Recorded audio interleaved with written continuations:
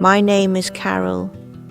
I'm 67 years old, and for too long I called something companionship that was really just emotional drain. I didn't notice right away. It happened slowly. When you're alone past a certain age, you learn to fill the silence with whatever you can find.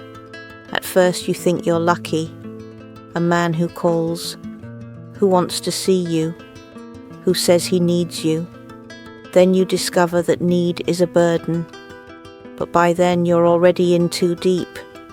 I'd survived divorces, years of work, raised my kids on my own, and there I was again, adjusting the tone of my voice so I wouldn't bother a man, choosing my words carefully, time 0.5s, avoiding certain topics, because he said he wanted things light. Lightness at 67 is often just fear in disguise.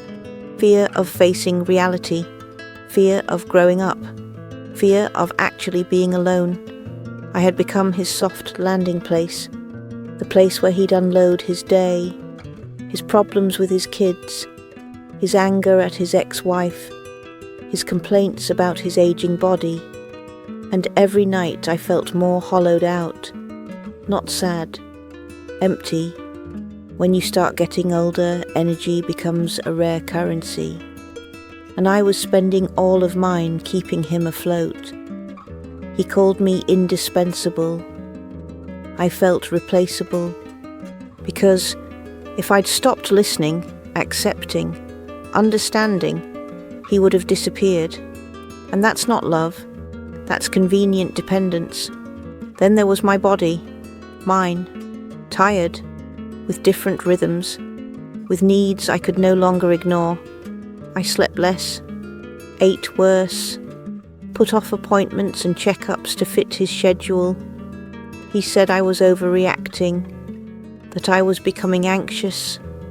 The truth was I was becoming aware, and that bothered him. When I started to change, to ask real questions, to set boundaries, he started saying I wasn't the same anymore. He was right. I wasn't, but not because I'd gotten worse, because I didn't want to make myself smaller anymore. The truth is, a lot of men go after women my age because they think we'll accept more. Fewer demands, fewer requests, less future. They think the fear of loneliness makes us easy to mold. I believed it for a while. Then I realized the real fear wasn't being alone. It was continuing to betray myself.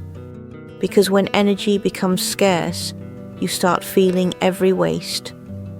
You feel it in your body before your head catches up. You wake up already tired, not because you didn't sleep enough, but because you know you'll have to hold it together again today. Hold his mood, his unspoken demands. The constant need to be reassured. I had become his stability, but nobody asked who was holding me up. Every phone call was a withdrawal. Every meeting left me with less than before. And when you start doing the math, you realize you're running at a loss. The body doesn't lie. The body sends the bill. Headaches I'd never had before. Tension in my stomach. An irritability I didn't recognize. I hadn't become fragile.